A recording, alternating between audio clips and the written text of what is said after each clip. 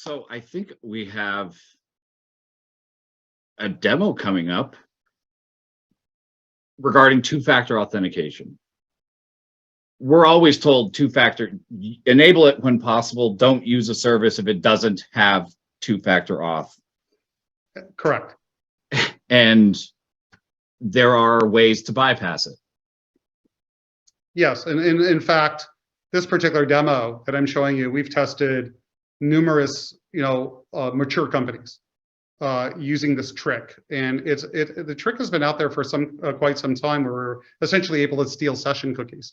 But you can't take the position that just enabling 2FA is going to make you invulnerable to social engineering attacks. So let's go ahead and roll the video and see what it looks like. Looking forward to it. Many small and large organizations use single sign-on services like Okta and OneLogin to streamline user access to their applications. This provides an opportunity for the bad guys to leverage this knowledge in order to compromise the organization, specifically their employee or contractor computer applications, including email. They do this by using deceptive phishing attacks, and I'm going to demonstrate just how this works. Now here is the victim's computer. They're logged into their email, and their email is john.rafuse@target.us.com. You can see this here on the right-hand side.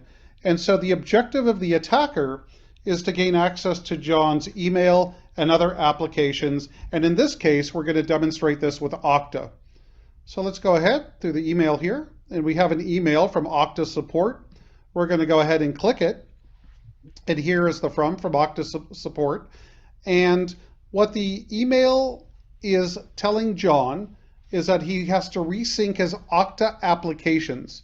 And if he doesn't do so, he's going to be denied access to them. And that is stated right here.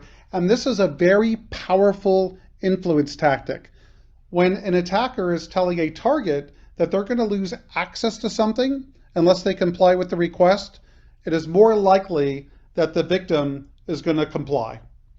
So before we go ahead and click the link as the victim, I want to show you something. We're going to hover over the link, which is a button here, and on the lower left-hand side of the browser, you'll see that it's going to a link at Okta.com. Well, Okta.com is a very trusted company, so when people hover the link to make sure they're not going to a phishing link, they're going to trust this. And this is part of the major deception that the attacker has set up. So let's be the victim and follow through. So we're going to go ahead and click the link. And now we're going to have to authenticate to resync those applications. So let's go ahead and put in our username. Let's put in our secret password.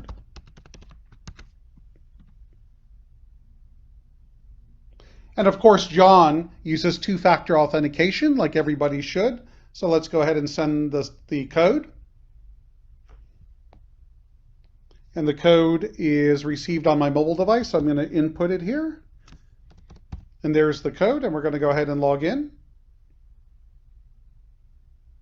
And here we are. Now the user is logged in. So there's an assumption here that everything is working and the Okta applications have been resynced. We'll even go into the email to make sure that it's working. So what the victim doesn't know is they gave the attacker complete access to all their applications using whatever they're allowed to access using their single sign-on provider. So let's go over to the attacker computer and see what has happened under the hood. So here we are. We're back at the attacker's computer here in the cloud. So what we're going to do is we're going to run a script. And what the script is going to give us is the actual session key to the victim.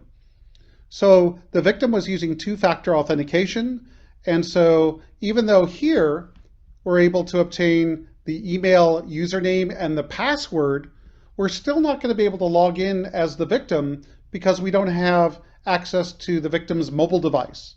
So what we had to do in this case is actually steal the session cookie so we can impersonate the victim and get access to the keys to the kingdom. So let's go ahead and highlight this.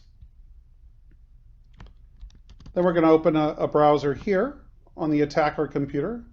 First of all, we have to go to the URL of the victim, which is target United States at okta.com. And now we're going to go ahead and load into the browser.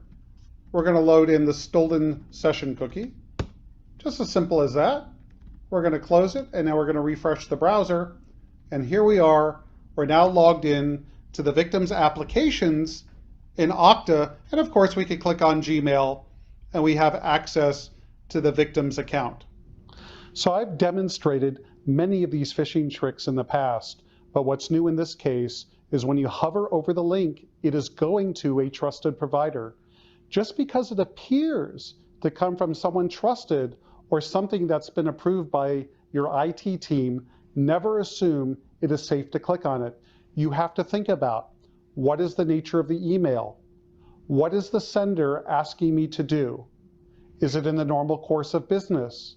Have I been asked to do this before? Because even if you're cautious and hover over the link, you still need to stop, look, and think, because it might be deceptive.